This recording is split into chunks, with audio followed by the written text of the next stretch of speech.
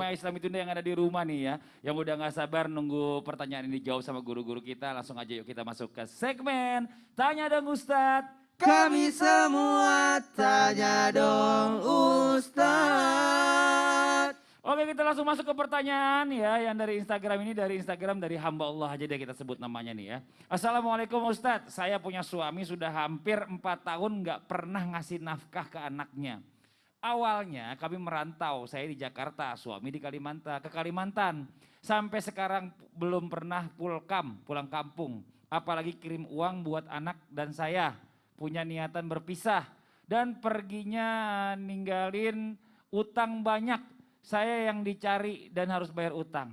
Bagaimana, apakah saya boleh panggilan mantan ke suami? Saya boleh panggilan mantan ke suami. Oh ngerti tapi maksudnya ya Ustadz ya.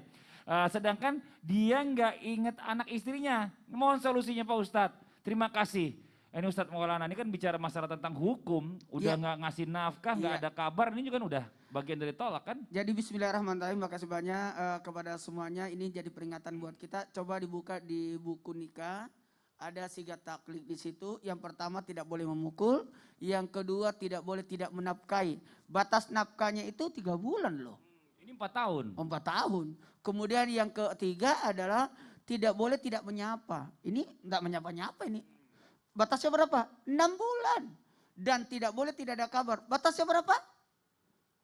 2 tahun. Ini 4 tahun. Jadi semua double banget. Nah kalau berbicara ini, apakah utangnya suami itu dialihkan kepada istri? Mohon maaf. Nafkahnya aja tidak dikasih.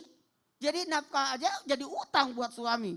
Jadi sebenarnya istri yang terzolimi. Ku menangis. Bagaimana? Iya. Nggak tahu lagunya. Lagunya gimana? Kok Ustadz ini mulai nyanyi? Membayangkan. Oh. jadi kecuali kalau ada harta yang ditinggalkan. Nah kalau misalkan apakah turun ke istri itu utangnya, lihat dulu ada nggak harta yang ditinggalkan. Yeah. Kalau ada yang ditinggalkan itulah yang dipakai untuk bayarkan. Sementara tidak ada ya.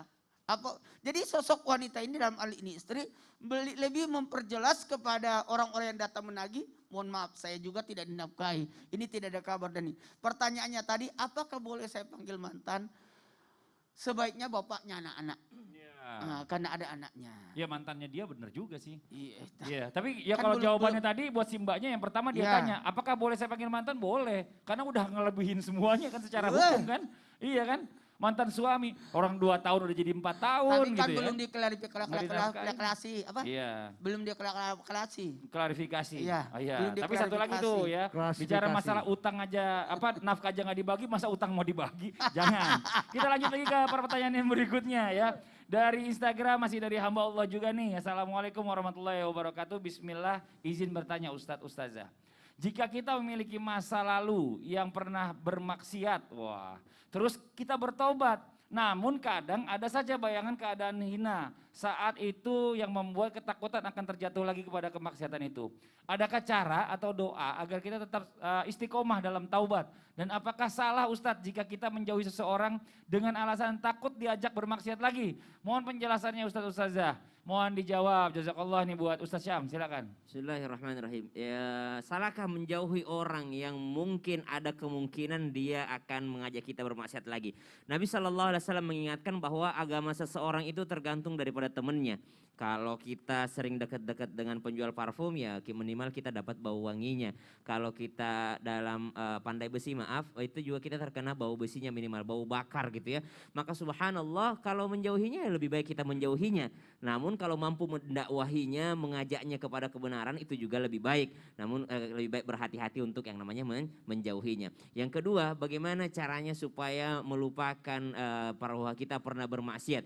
Memori bahwa kita pernah bermaksiat mungkin masih Allah simpan di dalam otak kita. Karena memang kita pernah melakukannya. Ada peristiwa-peristiwa yang pernah kita lakukan. Jadikan itu supaya menjadi cambuk bahwa saya dulu pernah menghina sehingga saya tidak boleh menghina orang lain.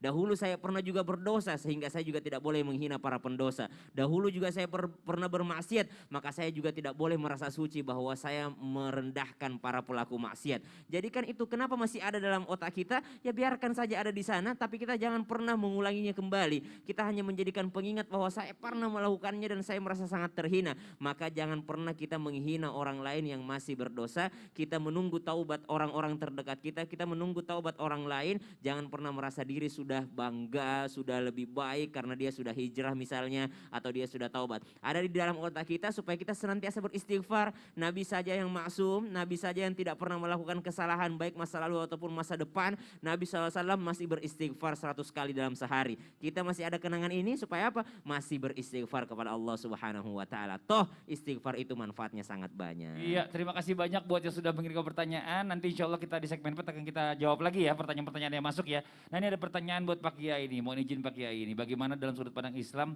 dengan orang yang suka menilai masa lalu orang lain? Ah dia kan pernah di penjara, dia kan pernah nipu, dia kan pernah segala macam. Nah ini bagaimana Pak Kiai ini jawabannya? Ini materi cukup kita bahas panjang juga ini. Oh, panjang. Tapi terserah Kak Fadli deh. Mau sekarang apa ntar Pak Kiai? Kayaknya besok ya. Kayaknya besok ntar aja deh ya. Ntar aja biar Ya, jamaah yang di nanti. rumah juga bisa nyatet jadinya. Oke, Ya ini Masya Allah siap. buat jamaah yang ada di rumah jangan kemana-mana ya. Kita akan segera kembali lagi tetap di Islam itu Indah. Jamaah, oh jamaah. Alhamdulillah.